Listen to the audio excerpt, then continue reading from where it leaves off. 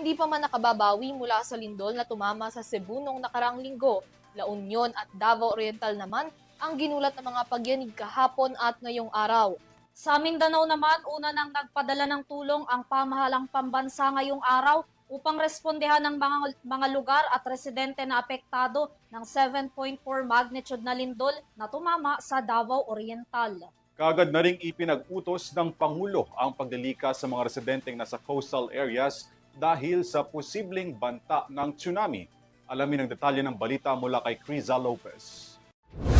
Kasunod ng 7.4 magnitude na lindol sa katubigang sakop ng Davao Oriental, agad na inutusan ni Pangulong Ferdinand Marcos Jr. ang mga pambansang ahensya na ilikas na ang mga residenteng naninirahan sa tabi ng dagat dahil sa banta ng tsunami.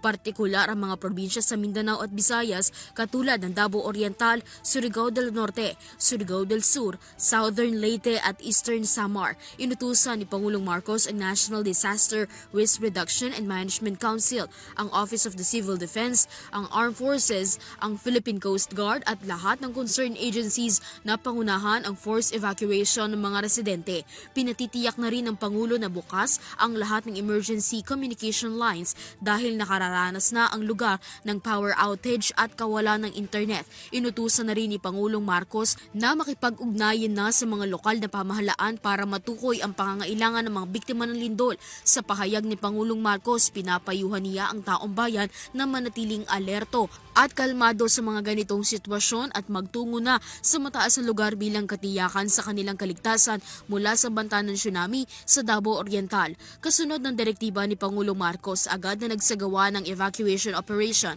pagsusuri ng mga infrastruktura at pagtulong sa mga biktima na nakaranas ng aftershocks at takot dulot ng lindol.